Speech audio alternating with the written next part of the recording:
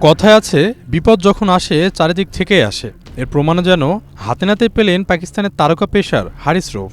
এমনিতে চলমান টি-20 বিশ্বকাপের গ্রুপ পর্ব থেকেই পাকিস্তানের লজ্জাজনক বিদায়ে চারিদিকে সমালোচনার ঝড়। আর এর মধ্যে এক ভক্তের সাথে হাতাহাতিতে জড়িয়ে আরও উস্কে দিলেন বিতর্ক। সম্প্রতি সামাজিক যোগাযোগ মাধ্যম এক্সে একটি ভিডিও ভাইরাল হয়েছে। তাতে দেখা যাচ্ছে পাক পেসার হারিস রৌফ ও তার স্ত্রী একটি পথ দিয়ে হেঁটে যাচ্ছেন। এমন সময় একদল লোক তাদের লক্ষ্য করে কটূক্তি করে। আর পাইকে মুহূর্তে মেজাজ হারান এই তারকা ক্রিকেটার। অশালীন মন্তব্য ছুড়ে দেওয়া সে ভক্তের দিকে তেড়ে যান হারিস রৌফ। এদিকে মন্তব্যকারীদের কয়েকজন পাকিস্তানের জার্সি পরা থাকলেও রৌফ তাদের ভারতীয় বলে দাবি করেন। ঘটনাস্থলে মেজাজ হারানো রৌফকে শান্ত করার চেষ্টা করেন তার স্ত্রীও।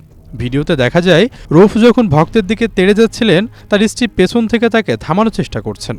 ঘটনা এমন পর্যায়ে পৌঁছায় যে হারিস রৌফ ওই ভক্তের মধ্যে হাতাহাতি পর্যন্ত হয়। পরে অবশ্য আশেপাশের লোকজন এসে তাদের দুজনকে বহু কষ্টে থামান। এ সময় দুজনের মধ্যে বেশ বাকবিতণ্ড হতেও দেখা যায়।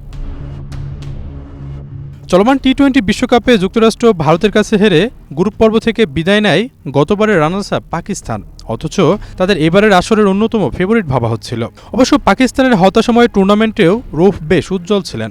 4 ম্যাচে 6.73 ইকোনমি রেটে বল করে তিনি নেন 7 উইকেট। তবে যুক্তরাষ্ট্রের কাছে সুপার ওভারে হারের দিন মূল ম্যাচের শেষ ওভারে 14 রান দিয়েছিলেন এই পেসার। এদিকে ভক্তের সাথে দ্বন্দ্বে জড়ানোর পর মুখ খুলেছেন হারিস রৌফ। তিনি জানান, পাবলিক ফিগার হিসেবে জনগণের সব রকম মতামতের ব্যাপারে তার শ্রদ্ধা রয়েছে। সমর্থকদের সমালোচনা করার অধিকারও রয়েছে। তবে পরিবার নিয়ে কথা বললে সেখানে এক বিন্দু ছাড় নেই বলে হুঁশিয়ারি উচ্চারণ করেন। রৌফ বলেন, পেশা যেটিই হোক, মানুষের উচিত তার পরিবারের প্রতি সম্মান দেখানো। আশরাফুল ইসলাম, প্রবাস খবর।